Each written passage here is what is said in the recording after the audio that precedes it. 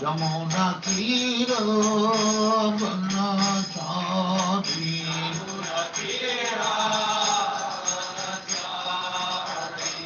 Jamuna Tira Banachari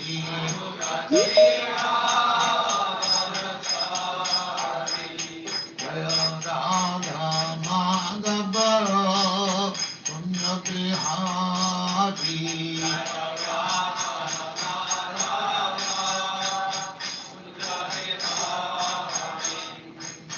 Gopi Janavallabha Giridharadhari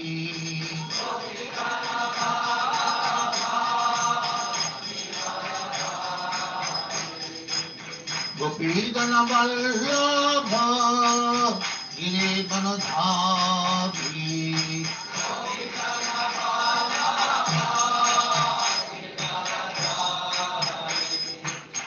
Yasodhanandana Prajana Randana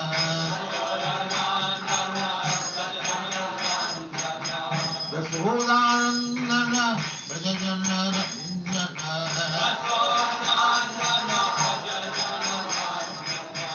Yamuna Tiro Dhanachari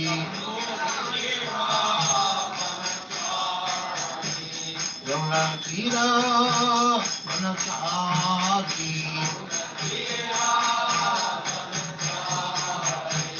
Jaya Radha Madhava Punya Bihari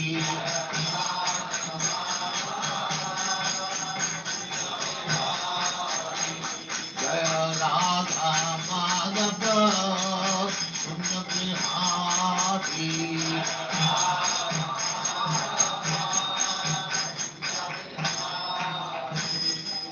Jaya Paramam Samparibrajacharya Sthakare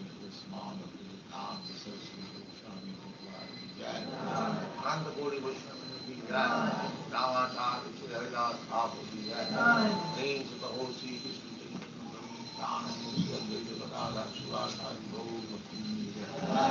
Sri Radha Krishna Gopinath Sam Kanda Radha Kunda Vrindavan Dham Ki Jai Navadvip Dham Ki Jai Ganga Maya Ki Jai Jamuna Maya Ki Jai Guru Dwarka Dham Ki Jai Swami Bhaktivinoda Ki Jai All glories to the All glories to the Thank you very much. Hare Krishna, everybody. Hope all of you can see my screen and hear me well. Hare Krishna, Prabhu. Yeah. Yes, we can. Hare Krishna. Hare Krishna. So, welcome everybody. Hope all of you are doing fine in all respects. It's those who are in Seattle area. It was a wonderful weather out today. I think it's almost 1 year now when we started the classes. I can't recall. It was sometime spring last year that we started classes, or maybe summer. I could be wrong, but yeah, it's been a year. Almost, yeah, right. Okay, that's what I thought. Well, thank you for showing your continued interest and enthusiasm. It helps me also, so I also have an opportunity to study and read Bhagavad Gita in association of all of you. So thank you so much for kindly participating and engaging in the discussions. Okay, so we just started discussion on the 3rd chapter last week. Play.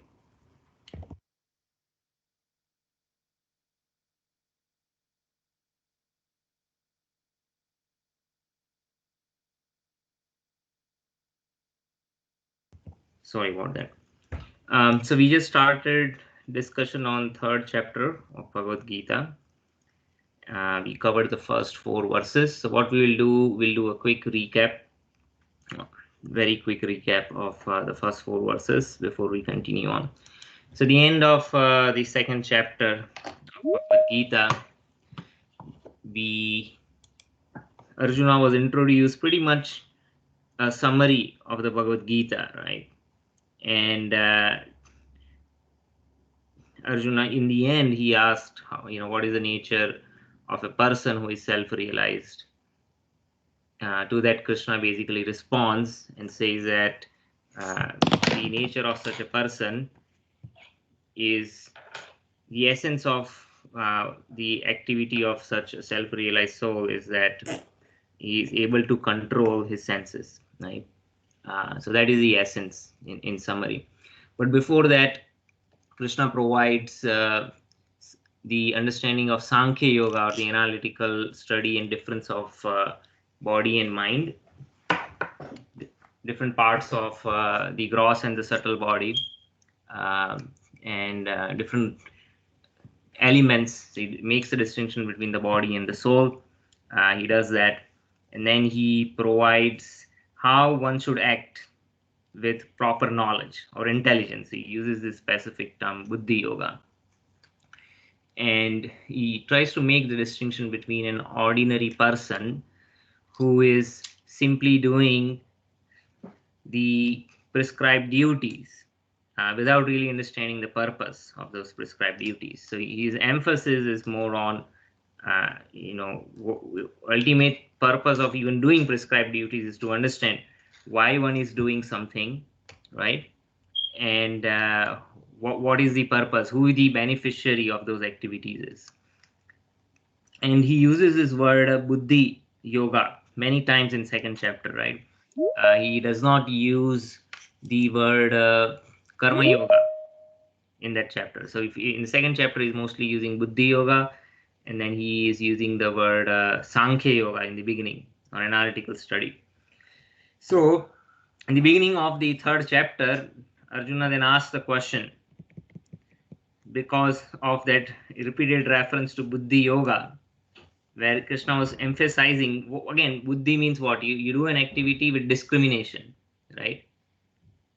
Intelligence is not an abstract thing. I mean, in a way it is abstract, but it further manifests into an action which is done not in an impactuous way, right? It's not something a person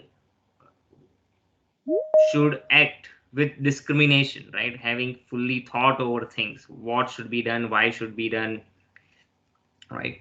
So in that context, buddhi is very relevant.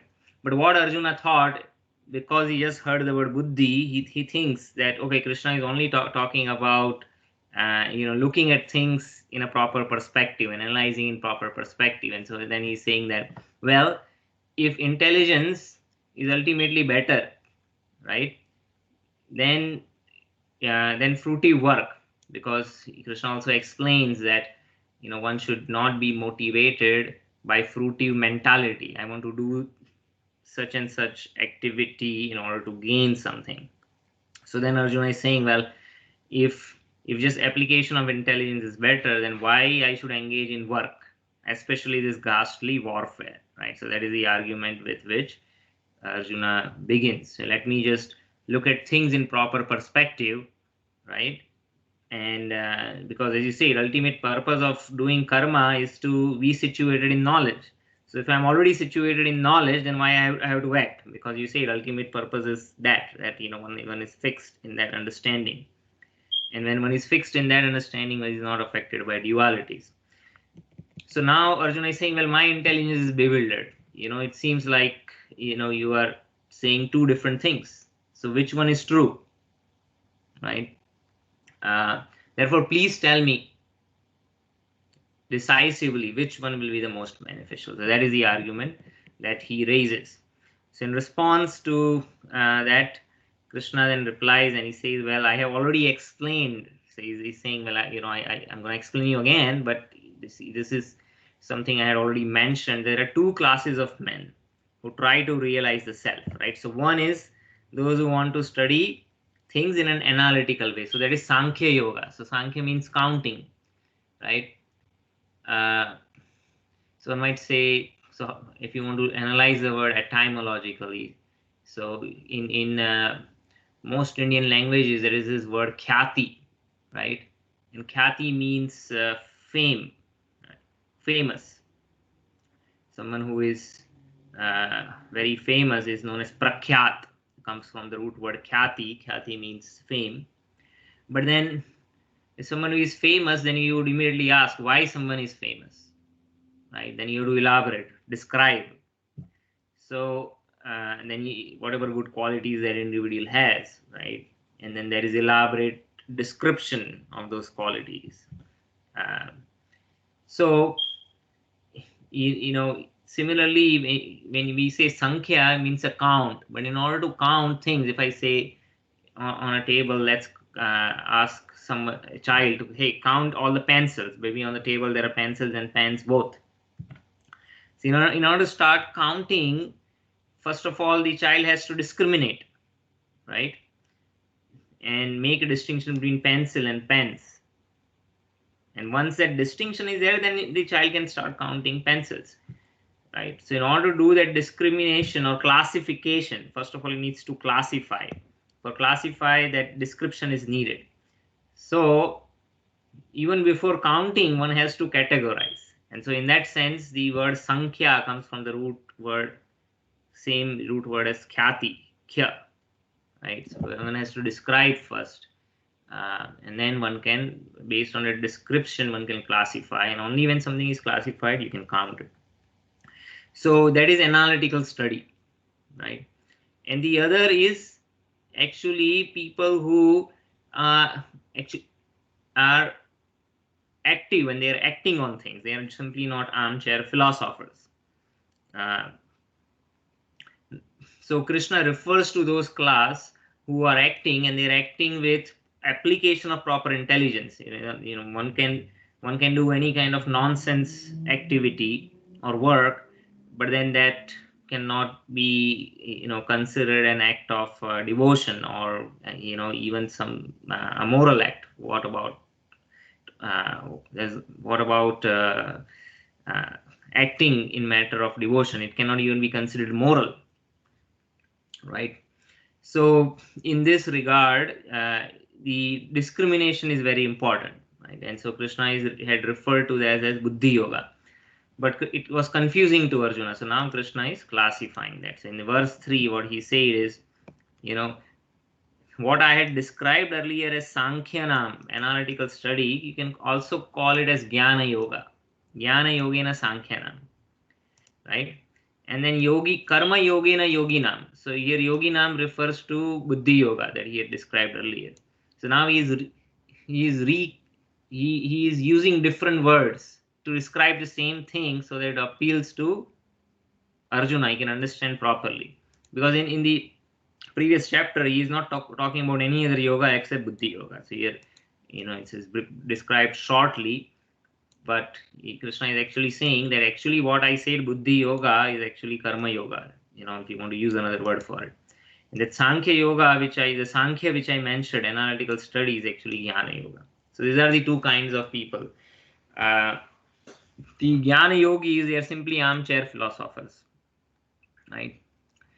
But the Karma Yogis, they are not simply sitting and analyzing things, but they are acting beyond it. And then Bhakti Yoga actually comprises all of this, right? One not only acts with discrimination according to the prescribed duties in the scriptures, but one also has a good understanding and perspective of how to look at the world, right? So in Bhakti Yoga, all the yogas are encompassed because one applies one's mind, intelligence, body, everything in the service of the Lord. So that was verse number 3. Then in the verse number 4th, Krishna is further making the point, having introduced different terminology to describe the same things that he had explained in chapter 2. He understood what is the mental state of Arjuna. Arjuna ultimately wants to say that he doesn't want to act.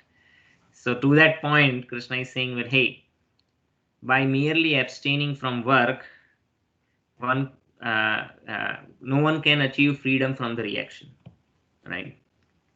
So it's not that, Arjuna, if you just sit at one place, you go to the forest and start meditating, if you just by stopping your actions, you cannot be free from reaction. So we in the second chapter we discussed what is day for the common man is the night for the yogis, right? And similarly, vice versa, what is night for the common man is the day for the yogis. So it's a similar concept. It's more about consciousness than activity, right? I mean, one might be, what does it mean when somebody, what is day for others is night for the yogi, means that the yogi is also acting, but because he's acting in proper perspective, he's not affected by reactions. So other people, they are affected by reactions. Similarly, what is night for others is the day for yogis. That means, people, they are sleeping and they think, in that sense, there is no gross activities that's happening, but yogi, even when is sitting in one place, he's performing devotional service. So it's a kind of a similar concept. So ultimately, it depends on the consciousness. So by abstaining from work, if one is not transcendentally situated, what will happen? The karmic reactions will still occur just by mental thoughts. With good mental thoughts, good reactions will come about. By bad, evil thoughts, and bad reaction will come out. But the reaction won't be stopped. So there are two stages. One is not officially taken sannyas, but one could, out of laziness or out of ignorance, one can abstain from work. But then by doing that, one cannot be free from reaction. And one who officially takes renunciation, those who take off. Sorry. Prabhu, I have a question. Sorry to interrupt you. Yeah. Prabhu, when you were talking about the thoughts, bad thoughts or evil thoughts, I heard from somewhere in this Kali Yuga, even if there is any evil thoughts in the mind, that would not add to the karma. Please correct me if I'm wrong, Prabhu. Yeah, I have also heard that. I have not seen any concrete reference for it. But I've heard from devotees talking about that if, in Kali Yuga, that exception is made, that, one is not bound by that karmic reaction of, I think one version that I've heard also is that if you have evil thoughts, then one is not bound, one does not get accrue karmic reactions of this evil thought. At the same time, if one has good thoughts, then they even if they don't act on it, right, they would accrue the benefits. So that's the version that I have heard. But even if you take that version, say, one is not bounded by bad reactions, but is still bound by the good reaction, one is still bound, right? So that bondage is there. So you one might think that, hey, I'm going to give 100 cows in charity. It's hard to find people who would have 100 cows. But just by, if one genuinely has that feeling and then mentally offers that, one gets the pious benefit or results of such a charity. So that is definitely pious, but that reaction is also binding. So if, in order to realize the benefits of such a charity, again, one has to take another birth. So that is also binding. Does it answer your question? So even if you take that logic of or exception of Kali Yuga, just by thoughts also one can create reaction. Even it's not negative, but positive reaction is still there, right? Is that good? Oh yes, Prabhu. Thank you, Prabhu. That's what I was referring to as well. Right. But thanks for clarification. Yeah. So and the other thing is one might officially renounce. That means takes the renounce order of life, right? But simply by changing dress, I might put on saffron clothes and give up the, take directly the fourth order of fourth ashram, right, which is the sannyas ashram. But if I have not executed my duties properly in the earlier ashrams, if I'm not properly situated, then simply by changing ashram or changing dress, one cannot achieve perfection. So in the purport, Srila Prabhupada explains that, especially among the impersonalists, they have this idea that just by formally taking sannyas, one becomes as good as Narayana. So that idea is rejected over here. Again, because in the impersonal philosophy, the idea is that, well, everyone is, ultimately part of the Brahman, and you can merge back to the Brahman. And Narayana also emanates from the Brahman, right? As opposed to the Vaishnava understanding, in which Brahman is an emanation from Narayana. They have the other way understanding that Narayana is an emanation from Brahman, and Brahman is the ultimate truth. And so, they think we all can become Narayanas. Just by taking sannyas, one becomes as good as Narayana. That means one realizes Brahman. So that idea Krishna rejects over here, that simply by formally accepting sannyas, one cannot achieve perfection, which is what Arjuna was trying to, in one way alluding to, at least either this or the formal sannyas. And Krishna says, well, I don't know what your plan is. Ultimately, after you saying I'm not gonna fight, either you are doing this, you're abstaining from your work, or you might have plans to formally accept the renounced order of life, but none of them can help you unless one is actually situated on that higher platform, right? So simply by abstaining work, it's not possible to be free from reaction, and one cannot achieve perfection just by formally accepting the fourth order of life. Okay, so this is a recap of what we did last time, and then we'll continue with the fifth verse. Nahi kaschit kshanam api jatu tisthati akarmakrit karyate hi avasa karma sarva prakriti jair gunai. Translation and purport by His Divine Grace, A.C. Bhaktivedanta Swami Srila Prabhupada. Translation: everyone is forced to act helplessly according to the qualities he has acquired from the modes of material nature. Therefore, one can refrain from doing something,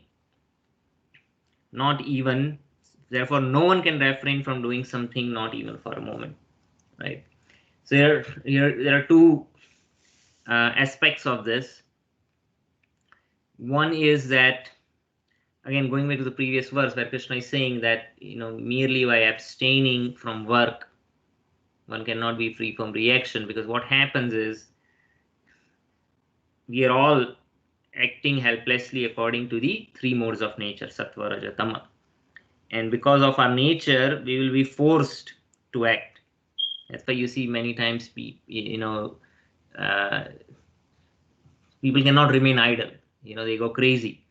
Or sometimes we see that after taking retirement, all of a sudden, it's a life that it's very alien to many people, and so they might say, what I have to do, right? I mean, every day they're busy working, and now there's no work, right? So they kind of impelled to be engaged, and so by our nature, we are forced to act in a certain way. So so Krishna is elaborating again on the same point.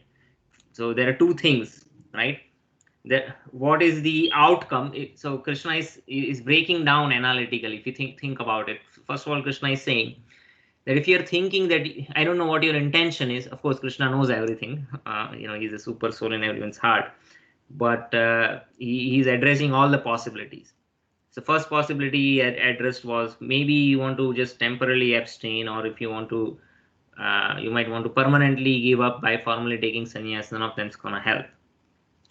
Then he says you might be thinking of reaction, right? Because you're thinking that by abstaining work, you will be free from the karmic reaction. You're thinking about, because I'm going to fight with my grandfather or teacher, maybe there is karmic reaction, and so if I avoid fighting, then I won't have that reaction. Well, you might not have that reaction, but you would accrue some other reaction, right? So that is addressed. Now, that is the outcome or the result of activity, right?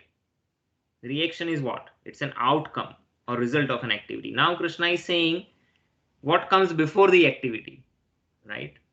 Before the activity comes the cause of the activity. And what is the cause of activity? He says now he's talking about the gunas. So forget about the results. He's saying, you cannot become free from reaction just by abstaining it.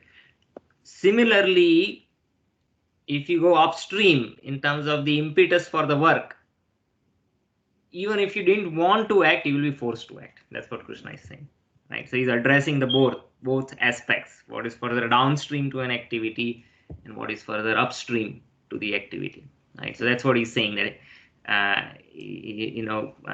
first of all, you cannot be free from that karmic reaction. At the same time, even if you don't want to act, you'll be forced to act.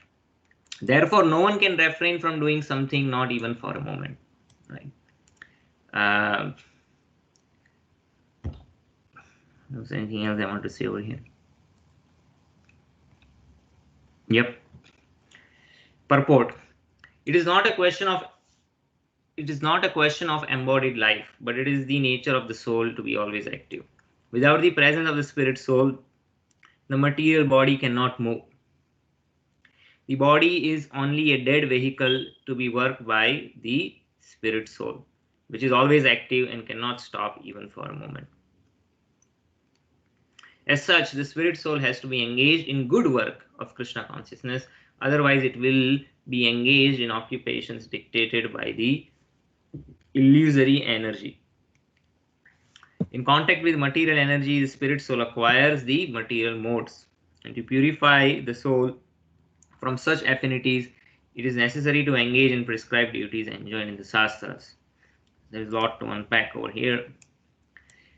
But before that, essentially what Srila Prabhupada is further elaborating is that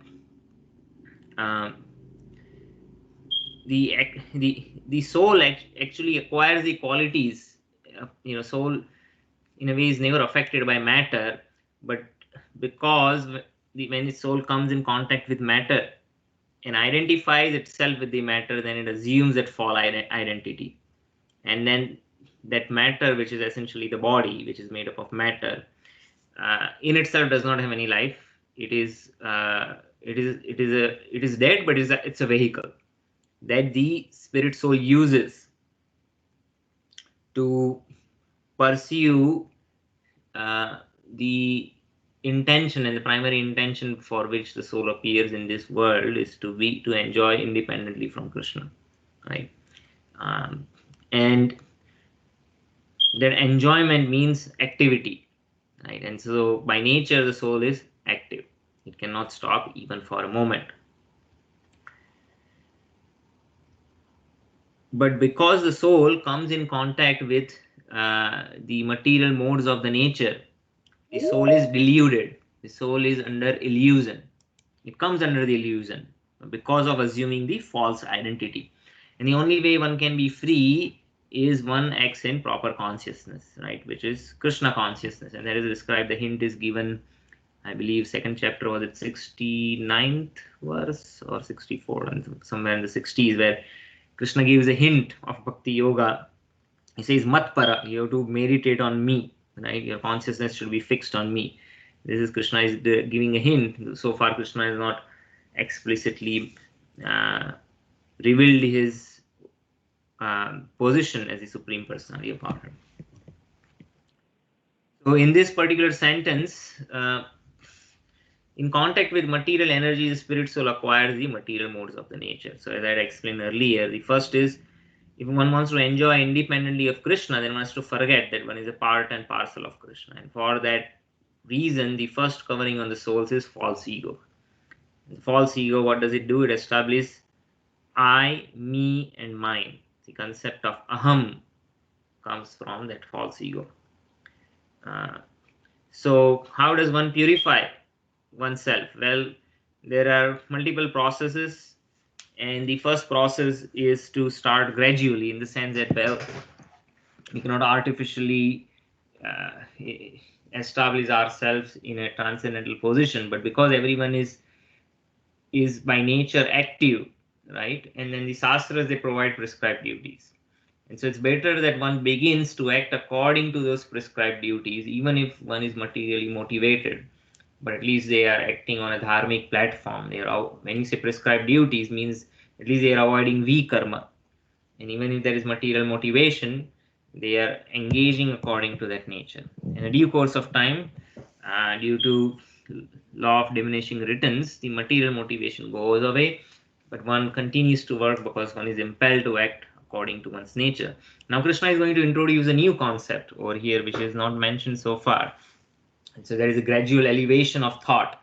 In the second chapter, Krishna Valli just talks about yoga. And what is yoga? The way yoga, Krishna defines yoga, is that one acts without the desire for profit or loss, right? So it's a very preliminary, very basic concept.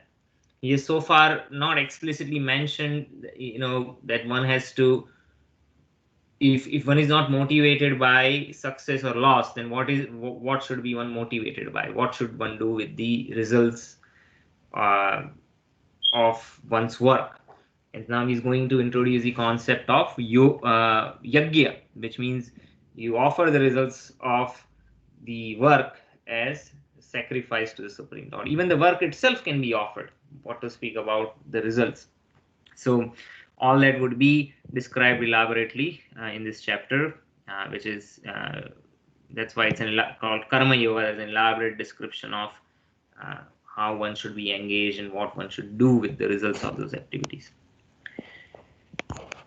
So yeah, but if the soul is engaged in its natural function, see, it's very important. Okay, here, there. Okay, when the soul is engaged in his natural function of Krishna consciousness, whatever he is able to do is good for him. So the soul's natural function is to serve Krishna, right?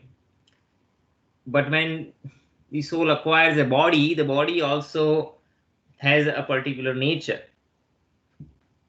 And on that bodily platform, the prescribed duties are described in the scriptures according to one's varnas, right? So whatever varna those qualities could be further categorized into primarily four different varnas, and then one is encouraged to act according to those prescribed duties, right? Because it's natural for the body to act. But here, the natural function is not the natural function of the body that is being referred to. Here, the natural function of the soul is being referred to, and that is to serve Krishna, right? So that is the ultimate goal, but one has to start gradually, right? So one should start with the prescribed duties first. See, where is it? Yeah, see, so there are two things that is mentioned.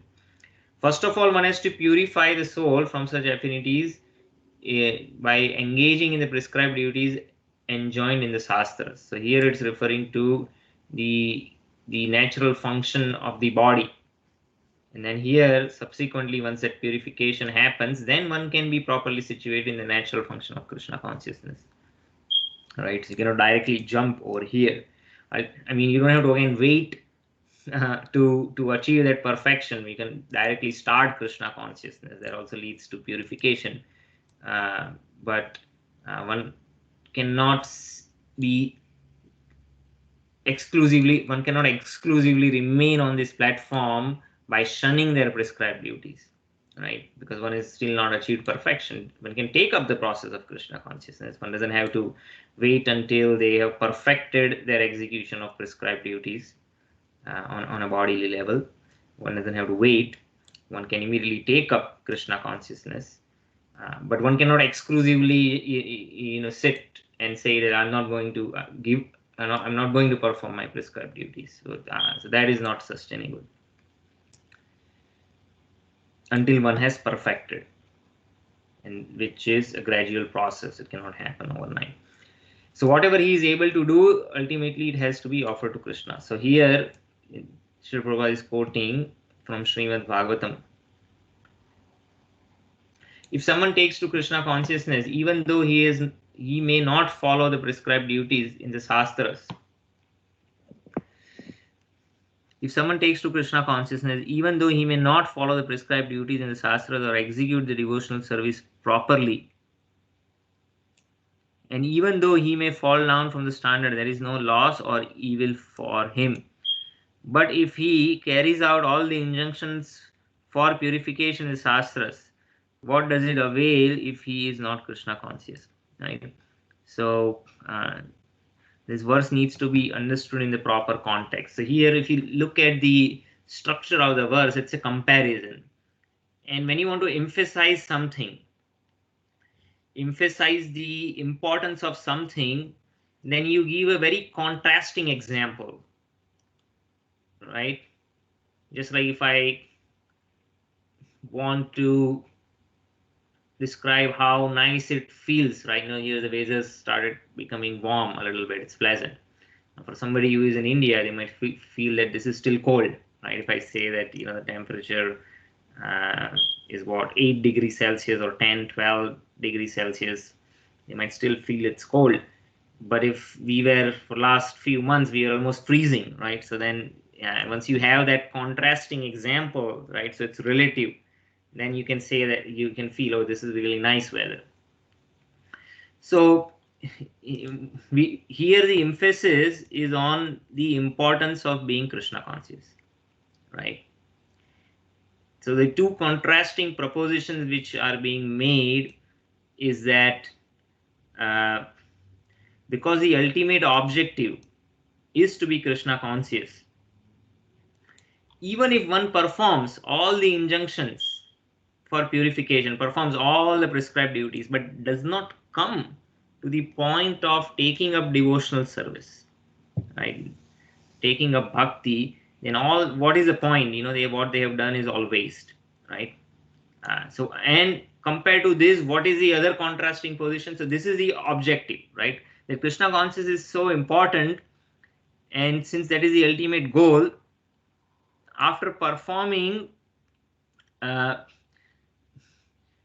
all the prescribed duties, one does not take up Krishna consciousness, then actually it's a loss, right? So this is the ultimate proposition of the verse. But in order to put more emphasis to this, the contrasting position that is presented is that if someone takes to Krishna consciousness, right, even though he may not follow the prescribed duties in the Shastras or execute the devotional service properly, and even though he may fall down from the standard, there is no loss or evil for him, right?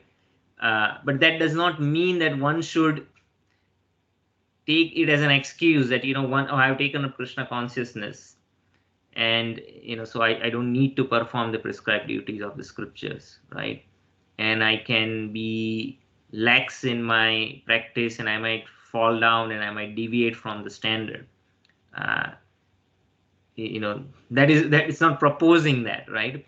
You say if that accidental fall down happens, right, and one might not be following those prescribed duties very perfectly, which often happens if one is not properly trained, because the varnashram system, especially when it is not systematically practiced in today's world, so this discrepancies might come up, but that does not mean that one entertains or purposefully indulges in this because one has taken up Krishna consciousness, right?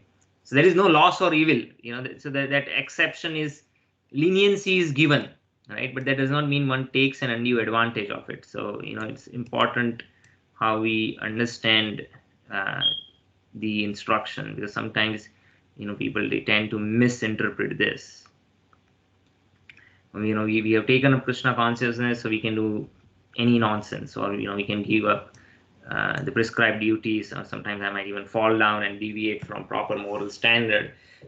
So it's not proposing that. Sometimes accidentally that might happen, but when one is sincere and one sincerely is trying to avoid such fall downs and such deviations, and if they happen occasionally or accidentally, then that is excused, right? Because one is progressing on that higher path, but that should not be taken as an excuse to indulge in those lower propensities. So just wanted to make that clarification over here. But those extreme positions are mentioned just to emphasize the importance of something. So the purificatory process is necessary for reaching. See, this is the crux of it. See, the purificatory process is necessary for reaching this point of Krishna consciousness, right? So that removes any other confusions that might have arisen previously. One can take up Krishna consciousness without being fully purified, right? Through the process of performing prescribed duties. It's not that one has to wait, but one can be sustained in that position after going through that purificatory process, right? So here reaching the point actually means is that not just reaching, but one is able to sustain that practice when that purification, one has gone through that purificatory process. Therefore, sannyas or any other purificatory process is to help reach the ultimate goal of becoming Krishna consciousness, becoming Krishna conscious, without which everything is considered a failure. So now Srila Prabhupada is further accepting. So sannyas is also one of the samskaras, right? Right from the moment we take birth, there are so many samskaras. There is namkaran samskara, chudakaran samskara, the first haircut, the name giving ceremony, annaprashan, right? Vidyarambh, when one begins the learning process from the guru, right? Then there is vivaha samskar, right? One gets married. It's all these samskaras in the Vedic culture. They are religious ceremonies meant for performed as a sacrifice for the satisfaction of Vishnu. Sacrifice means we give up something that is pleasing, or we're not thinking about our own pleasures or comfort, but it's something that is taken up as a means of satisfying Vishnu, and that's what the purpose of sacrifice is. Many times people lose the context. Again, when one does Vidya Aram or traditionally Namkaran, you're just giving name, but traditionally, if you see most of the names that people were given, they were either the names of Krishna or Vishnu or their qualities, right? Either names directly the names of the god, or there are names, and then a lot of names of the god come from the qualities, right? So even the names which are describing the qualities, those qualities, they are good qualities, they ultimately come from Krishna. So if you go in the roots, people might not have that understanding. To go to the roots of any samskaras, ultimately those samskaras are meant for satisfaction. They're performed as a sacrifice. There's always generally sacrifice. There's a feasting ceremony, there's feasting of the brahmanas or other highly realized souls. Other guests are also invited. Charity is given, right? There's a lot of charity that is given to those who are worthy.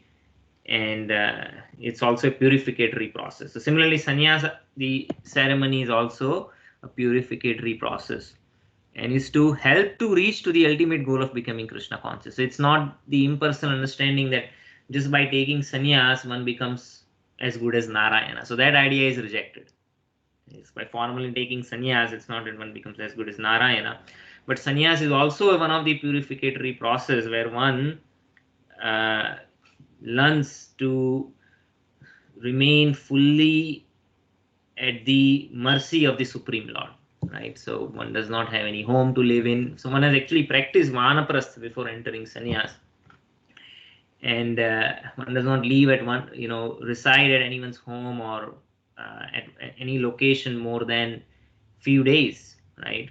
When they go for charity, they ask for enough food to sustain only for one meal.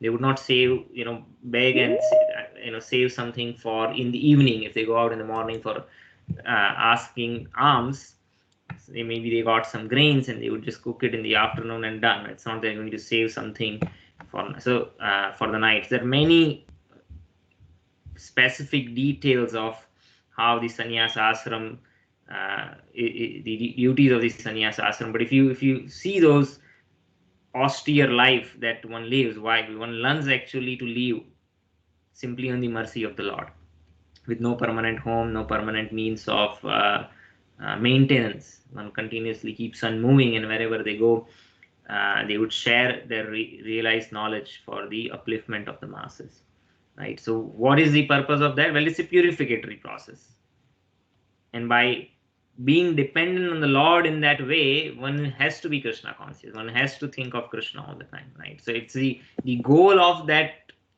sannyasa ashram is to purify. It's not that simply by accepting sannyas one becomes purified.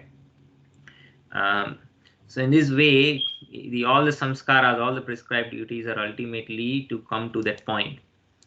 And if one does not come to that point of becoming Krishna conscious, then everything is a failure in the sense, because you did not realize the ultimate goal, right? One was simply engaged in the formalities or just going through the motions without understanding and reaching or realizing the ultimate purpose. So this is the understanding of this particular verse number 5. Anyone has any questions?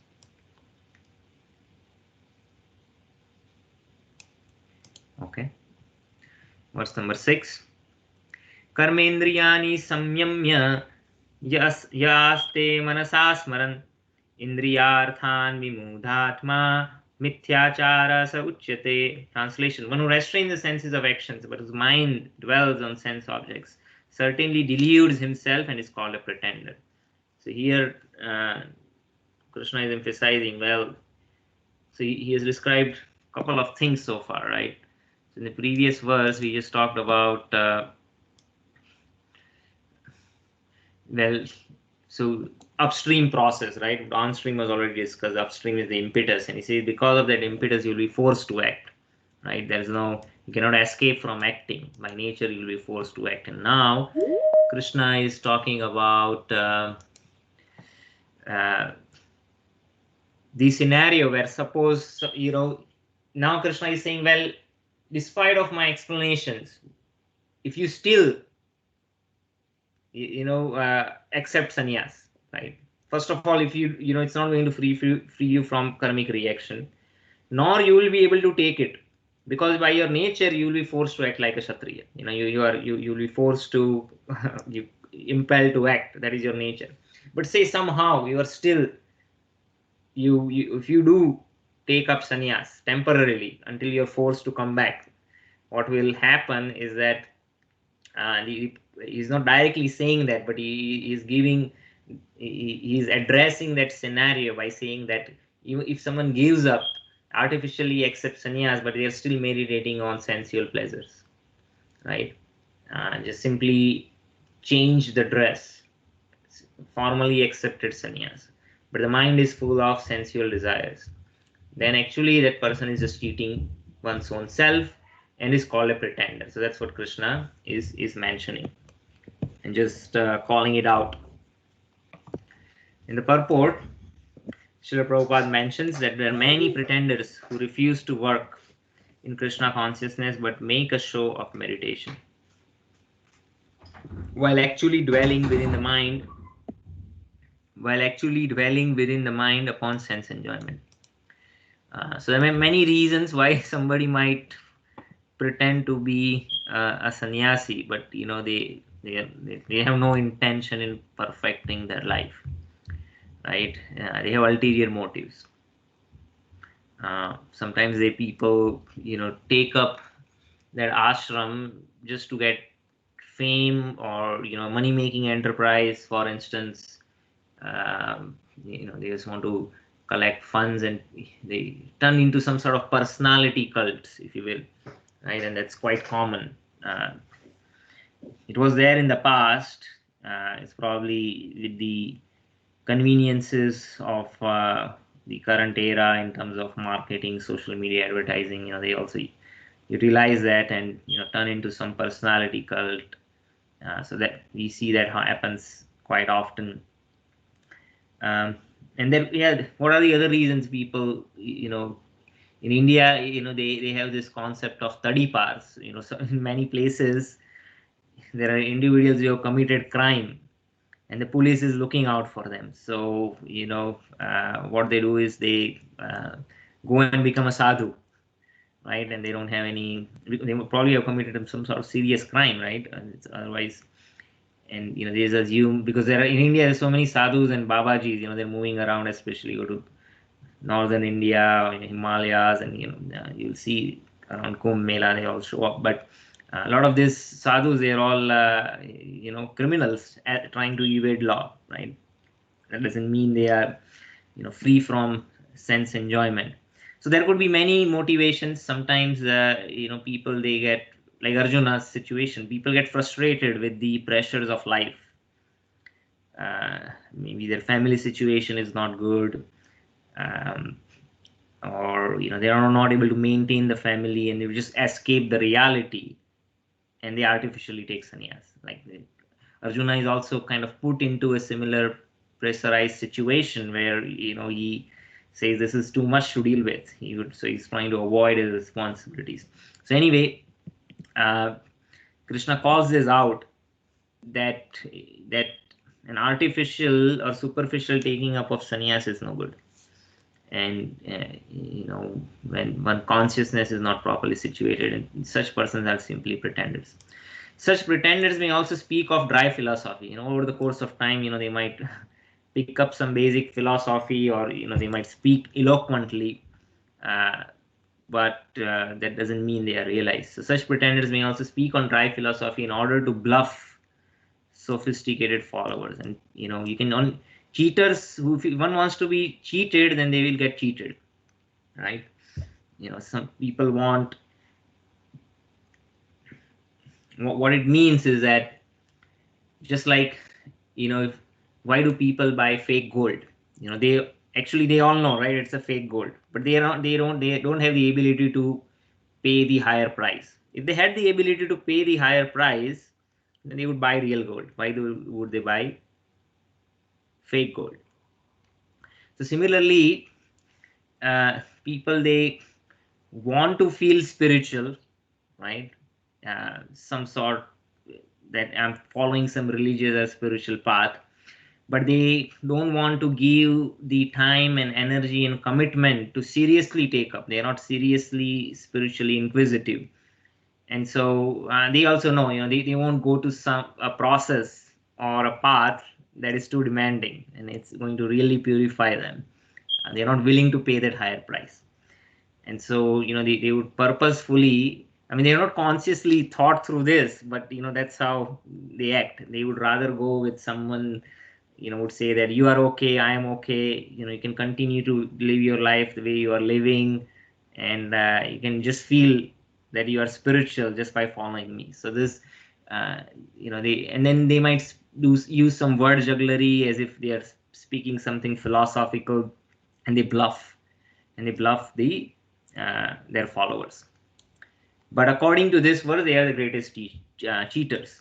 For sense enjoyment, one can act in any capacity of social order, but if one follows the rules and regulations of his particular status, he can make gradual progress in purifying his existence. So better than taking up sannyas artificially and to become a pretender, it's better that one acts according in a grihasthashram and does one's prescribed duties, whatever work that one is doing, right? Hopefully do it based on one's nature, and then do it sincerely, and maintain one's family and the self, and then act according to dharma. Then one makes gradual progress, right? And such a person is much more better than someone who artificially pretends and cheats people by assuming a position of a spiritually advanced person or a sannyasi. But he who makes a show of being a yogi while actually searching for objects of sense gratification must be called the greatest cheater. Sometimes people, just to pursue sense enjoyment, they assume the identity of sannyas because it's going to bring them name, fame, money, followers. And sometimes though they call them sannyasis, they have illicit relationships with women. That's also happens. So in this way, these people, such pretenders, are the lowest of mankind, right? So such a knowledge, even if they might speak philosophically, has no value, because the effects of such sinful men's knowledge are taken away by the illusory energy of the Lord. So in the name of religion, they perform all kinds of sins. Such a pretender's mind is always impure, and therefore his show of yogic meditation has no value whatsoever. So it's pretty straightforward verse. Any questions, anyone? Okay, moving on. Verse number 7. Yastva indriyani manasa niyamyarambhate arjuna karmendriyai karma yogam asakta sa vishishyate. Translation. On the other hand, if a sincere person tries to control the active senses by the mind and begins karma yoga in Krishna consciousness without attachment, he is by far superior. So you see the contrasting. So external form, dress, external position does not matter. It's better to be situated according to one's nature in proper ashram and varna and act sincerely within that varnashram position instead of being a pretender. And one might struggle, and but one is actively trying to control the senses by the mind, right, and acting within the limitations of dharma, is not engaged in immoral activities. Such a person is by far superior.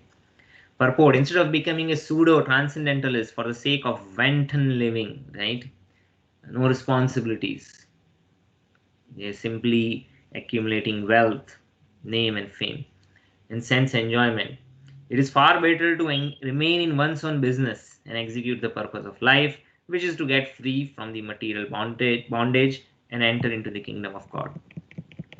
The prime swartha gati. See, everyone is interested in self-interest, right? We say that everyone is acting for their own personal interest.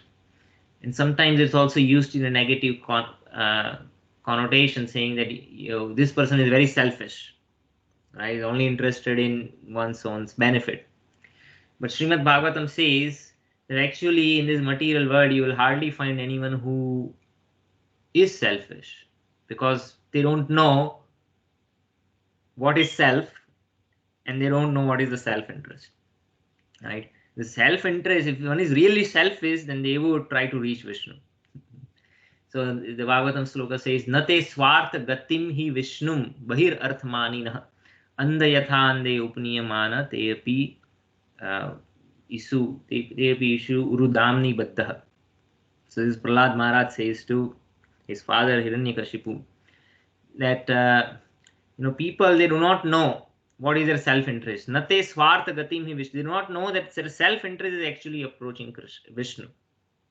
Bahir arthmanina, meaning they seek actually other temporary material goals or material enjoyments. And why does it happen? Because people are blind of the spiritual goal of life, and they are led by leaders who are equally spiritually blind. And what happens when a blind man leads another blind man? Well, they end up in a ditch, right? And they are simply fully under the control of the ropes of the three modes of nature, right? Even the leader is fully bonded by the ropes of the material nature. How is that leader going to help one's followers when the leader himself is bound by the modes of the nature? They are tight ropes. We are like puppets, right? And puppets are pulled by the ropes, right? And who handles it? The puppeteer. So these ropes are the ropes of the three modes of nature. So people actually don't know what is their self-interest. So the whole institution of Varna and Ashram is designed to help us reach this goal of life. So the Varnashram system was designed for that purpose. And at the time when the system was intact, simply by executing one's duty according to Varna and Ashram, by the end of one's life, one would have achieved spiritual perfection, and the human life won't be wasted. A householder can also reach this destination by regulated service in Krishna consciousness. One doesn't have to become a sannyasi. For realization, one can live a controlled life as prescribed in Shastras and continue carrying out his business without attachment, and in that way make progress. A sincere person who follows this method is far is far better situated than a false pretender who adopts a show bottle spiritualism to cheat the innocent public. A sincere sweeper in the street is far better than the charlatan meditator who meditates only for the sake of making a living. So this is that's the punchline, pretty deep, intense statement. Let's read that once more. A sincere sweeper in the street is far better than a charlatan, a cheater. A charlatan meditator who meditates. What does he meditate for? Meditate only for the sake of making a living, right? So, it's better that one is situated in one's varna and ashram, lives a moral life. Ultimately, understanding the goal again, that by this is purificatory, and through that purification, what's going to happen? If I'm purified, then I will be able to sustain my Krishna consciousness. I have to take up Krishna consciousness right now, but in order for me to be able to sustain it, I'll have to live that moral life and act according to my prescribed duties. Because if you don't keep this goal in mind, as we saw in that verse quoted by Prabhupada earlier, purport, which mentions that even after doing all the prescribed duties, if one does not come to that point of being engaged in devotional service, then everything is a waste, right? So what is the purpose? We should know the purpose, but to be situated and to reach there, we have to go and through a gradual process. Doesn't matter what our position is. Better to be situated in our position than to become an artificial pretender. Any questions on that particular verse? Okay, verse number 8. Niyatam kuru karmatvam karmajyayo hi akarmanah sarira yatrapi cha te na prasidyed akarmanah. It's very important. In other words, perform your prescribed duty. For doing so is better than not working. One cannot even maintain one's physical body without work. So it's another argument. So Krishna is providing so many arguments. First argument was, well, you cannot be free from karmic reaction by not acting, right? By your nature, you will be forced to act, right? Even if somehow maybe you don't agree to that, but anyway, you cannot maintain sannyas because you will be forced to act. Or suppose even if you are able to temporarily maintain sannyas, but if your senses are still meditating on sense objects, then you will be a pretender. So these are all, he's just like an intelligent debater. What does an intelligent debater do? He thinks 10 steps in advance, just like playing chess, right? You say, if I say this, what would be the counter argument? And then one addresses this counter argument. He's already ready with the reasoning. Or sometimes, we all have this experience of making presentations, right, in our daily work, PowerPoint. And what's the structure we follow in our presentation? Well, we say, okay, I'm trying to present an idea, and say, okay, what might be the counter questions somebody might ask, or follow-up questions, not counter questions necessarily.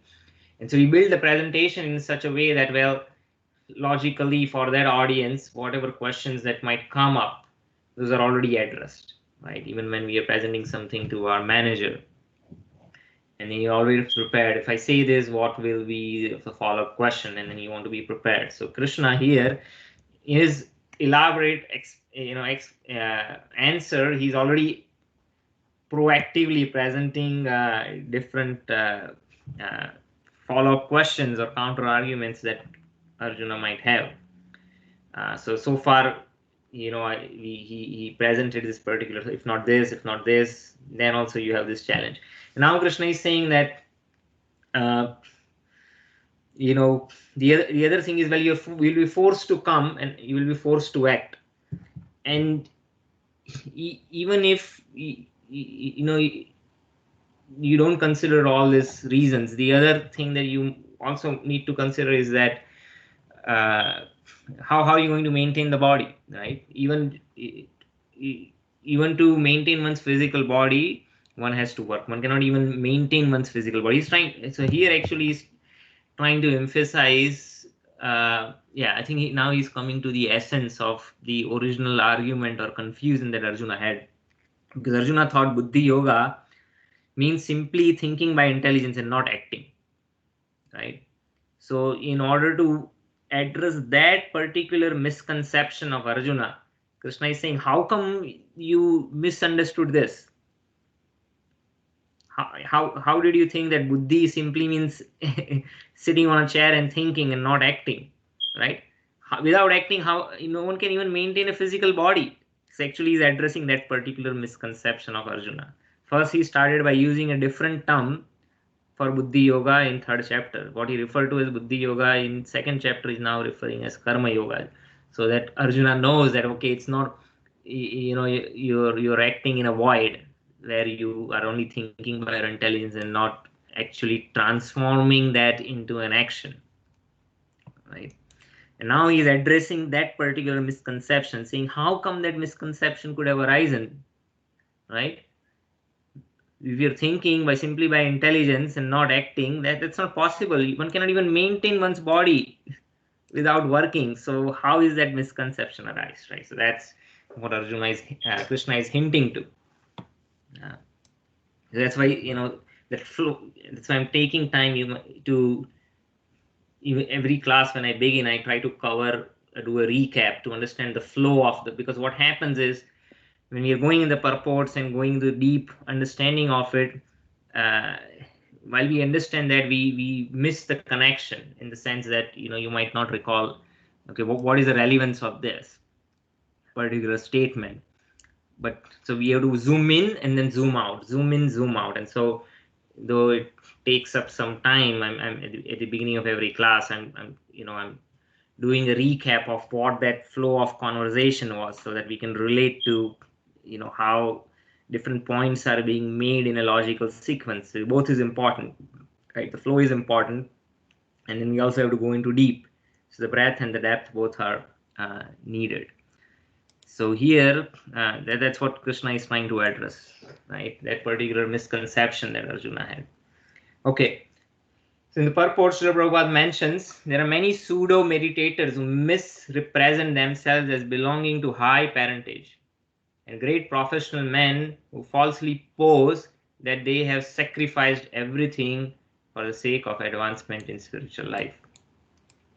So I think Srila Prabhupada is referring to two different kind of sannyasis, or maybe two different kind of eras. Earlier, when Varnashram was intact, again sannyas ashram was limited only to brahmanas. So those who have the samskaras and the purification of a Brahman Varna, they would take sannyas after going through Vanprastha. Kshatriyas, on the other hand, they would go up until Vanprastha ashram, while the Vaishyas, for them, only the Grihastha ashram is there. So the Vaishyas, they are not so austere, and you cannot expect, they generally don't take up Vanprastha either. And for Sudras only, ashram is Grihastha ashram. So in this way, different varnas, they have different expectations. But so here, Srila Prabhupada is what trying to say is that in order to be a sannyasi, one has to be a brahmana. So there are pseudo meditators. So in the cultural context or a society where people still have that understanding of which varnas are eligible for what ashramas, the pseudo meditators might falsely claim, or they might misrepresent that they are belonging to that high parentage by the birth, and by samskaras, that they belong to this particular varna. But they only in name, obviously they have not gone through any purificatory process. That's why they are simply taking up that ashram to further their material interests. And in the cultural or the societal context, who don't have where the understanding of the varnas and the importance of the varnas is not understood well or appreciated well, so this can refer to mostly to the current society where varnashram is fully lost. But you will see today, many people who almost have like a personality cult following, in India.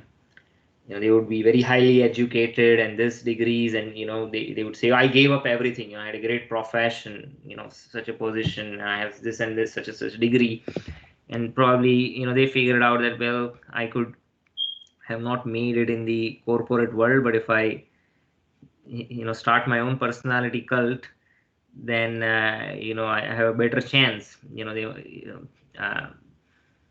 So obviously they have other material motivation, but then what would they claim? The great professional men, they would falsely claim that they have given up all their career and all their material opulence. They've sacrificed everything for the sake of advancement in spiritual life. So these are all the different kind of arguments depending on the audience. If the audience cares so much about high parentage, and that's what they would emphasize. And in other context, renunciation of one's material position and professional learning, all of that, where that is valued, they might claim to have given up for an higher cause. Now there is this, what is the example? So in scriptures we find two kind of dualities. Of course, the highest ideal is described, right? In Srimad Bhagavatam of the scriptures, the high ideal is described of why we should pursue something, right? So that's the idealistic, moralistic, the highest idealistic view, and that should be pursued. And there are individuals who pursue it and achieve it. It's not impossible. But what happens is, Shastras also describe the reality, right? That oftentimes the people don't follow things at the highest ideal, right? Just like democracy, right? Or any other, communism, any other modes of governance. If you look the book in theory, right, it's a very high ideal that people want to follow, right? Communism, if you think it sounds so noble, right? Everyone gets according to their needs, and they all contribute according to their abilities, and wealth is equally distributed. And even the highest leader is called a comrade, but then he's called Comrade Stalin. But Stalin, again, he's not the rank and file person, right? He was enjoying the material excesses of being highest up in the hierarchy. So even what they purported to be non-hierarchical also needed a hierarchy just for governance. Similarly, democratic ideals, that democracy, you will read the books and you say this is the highest ideal, and those ideals are there and should be pursued. But in reality, when you see that there are individuals who have lived those ideals, you see some of the earlier founding fathers of the country, George Washington, even Teddy Roosevelt, just 100 years ago, if you read his speech of the citizen of a state, right? He gave this speech in Paris. It's amazing speech, and he lived by those ideals. And if you see other leaders, they are way down even in their moral behavior. So in scriptures also we find the highest ideals. At the same time, the scriptures also warn about, or openly describe that what happens in reality. So the idealists and the realists, there are two kind of people. So the idealist view and the opinion view is that one takes sannyas for spiritual progress, and many have taken it, and they have perfected life. So it's not that this ideal cannot be realized. The Shastra also says in reality we see that man who is important, right, he takes up sannyas. That's one example, but there could be 30 pars, as we mentioned, other reasons. And then similarly, there are examples of what is the ideal reason one becomes a brahmachari, and what is the real reason one becomes a brahmachari. Similarly, there are examples of what is the ideal reason one woman should be chaste, and what is the real reason one becomes chaste. So the idealist and the realist positions are mentioned in the scriptures. So so here the realist position is also described, right? The point over here is that one should, a devotee or one who is proper intelligence, understands the both aspects of the spectrum, right? If one only has the understanding of the highest idealistic principle, and they think, oh, everyone is situated at that level, then one might be prone to be fooled, or it might come as a shock when they realize that, well, not everyone is necessarily acting on that platform. And similarly, there are cynics, right? Cynics, who would say that they have experienced the realities of life so much that they say all of this is bogus, right? So they don't see any scope that somebody could actually live by those high ideals, right? So they have rejected that possibility. And so many time there is a mention of spirituality or religion, and they say these are all bogus people, right? It's just there's no point in wasting time and energy, because all of this is humbug. But one who is intelligent understands the both aspects of it, right? One is an idealist, but is also a realist. So one has to have that understanding. Srila Prabhupada gives this example that as soon as you talk about counterfeit currency, right? We see that there's counterfeit currency in circulation sometimes. So counterfeit currency means, or a counterfeit product, right? Some products, what are some of the products which are very expensive, and you will find counterfeit products, maybe what Rolex watches, I guess, I don't know. If you buy a genuine Rolex watch, might go up to $2,000, $3,000, but you would buy a Chinese version of it for $30, right? $30. But as soon as you see something fake, where did that fake thing come from?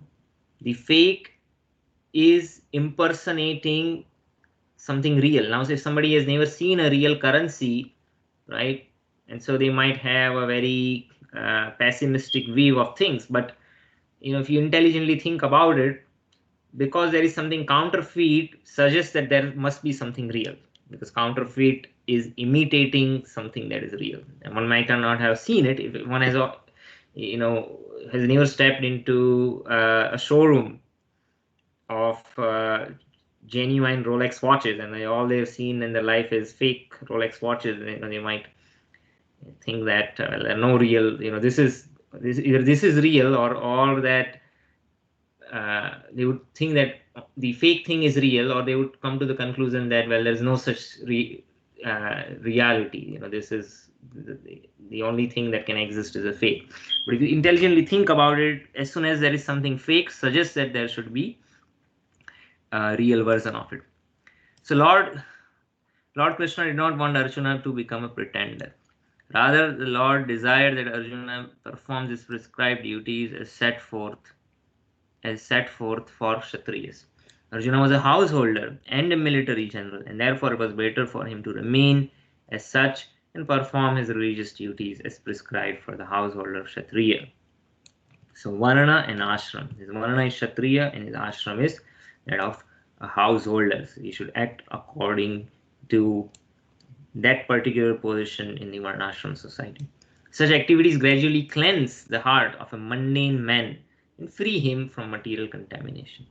So-called renunciation for the purpose of maintenance is never approved by the Lord nor by any religious scripture. After all, one has to maintain one's body and soul together by some work. Work should not be given up capriciously, means whimsically, without purification of materialistic propensities. So the sannyasis, why do they give up? Because they have actually executed their duties, they have purified themselves, and when they are at that stage where they are not affected by the modes of nature, at least to some extent, right, they achieve that level of purification, they perfect their further by simply depending on the mercy of the Lord. At that stage it's all right, but otherwise, without purification of materialistic propensities, one should not give up. Anyone who is in the material world is certainly possessed of impure propensity for lording it over the material nature, or in other words, sense gratification. So if we did not have that propensity, we would not be here to begin with. Such polluted propensities have to be cleared. Without doing so, through prescribed duties. See, how do you clear those propensities? Through prescribed duties. is very, very important, following one's varnashram duties. One should never attempt to become a so-called transcendentalist. Renouncing work, and what they will do? Living at the cost of others, right? Easy way of life. Right? You get name, fame, people will come and pay obeisances, will give money, will give donations. So that's not recommended, to live at the cost of others. Don't be a pretender. Be an honest householder.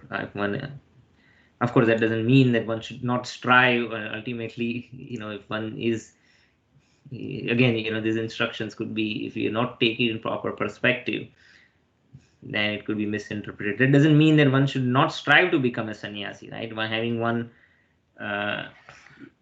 executed one's duties in family life, when the kids are grown up, then one, again, in the Western countries, they downsize, right? They move to a smaller home, but they would sell the home, buy an RV, and go and visit all the national parks in the country, right? And that's another form of enjoyment. Or go in a retirement community in Florida and play golf, play cards, and there's all the retirees over there.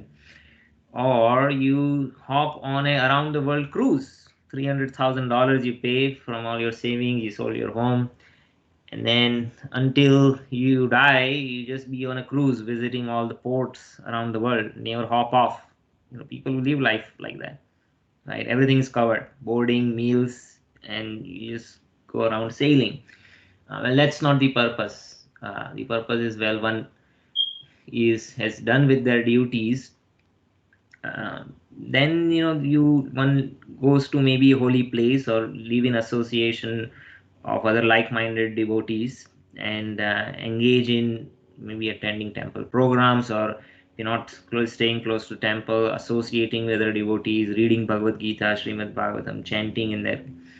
And then those who are able to, even having sincerely practiced Vanprasth, certain individuals might take up renounce order of life, where one is, after one actually goes traveling, right, from one place to another place, and sharing their realizations and guiding other younger devotees who might still be in Grihastha ashram.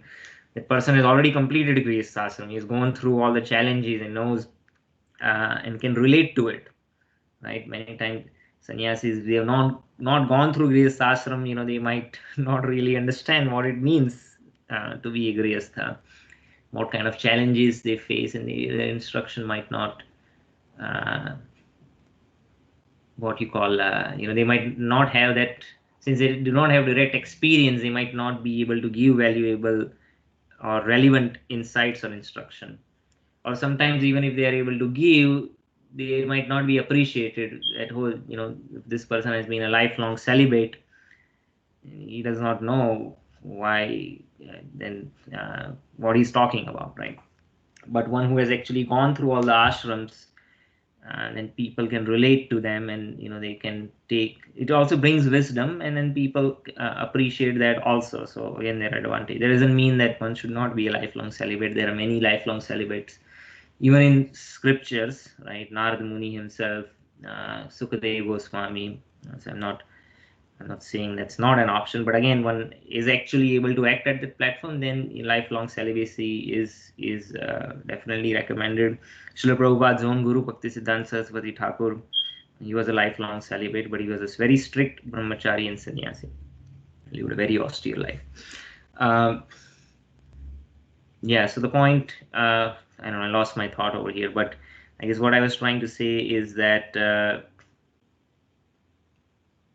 yeah, one should not misinterpret the teachings, that because I have to be a sincere householder, then I never strive to become a vanprasth or a sannyasi. Of course, you're not going to be in a grihastha ashram all our life, right? And then the vanprasth is not everyone will become sannyasi, but vanprasth everyone can take up, because eventually everyone will retire, and using that retired life for simply enjoyment, or sometimes even if which some of the Eastern cultures, one might not be grossly engaging in sense gratification as sometimes we see in the Western world.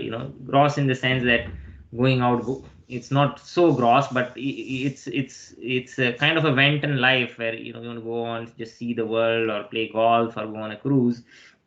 In Eastern culture, you might see that they are still kind of wrapped up in family life, in the sense of my children and my grandchildren and my extended community, and then they were first worried about their children, now they're worried about their grandchildren, and they're very attached to that. It doesn't mean that one should not have some feelings, but one should not be so much involved that they give up their spiritual duties. And that's why when they go and stay in holy places, that's what earlier Vanpras mean, they will go actually and live in the forest, right? And that's not recommended, but Srila Prabhupada in one purport says Vanpras, one means Vrindavan in Kali Yuga, right? Especially in Krishna consciousness. So these are the forests of Vrindavan, where one can live in an ashram, or one can buy a home or some facility and then live in association of devotees. Or it doesn't have to be a holy place, but any place where devotees congregate could be a holy place. Okay, sorry, 626. I don't know if I want to start a new verse, probably not. We completed through verse 8. We did 4 other verses, 5, 6, 7, 8. Any questions on this particular verse before we conclude today's class?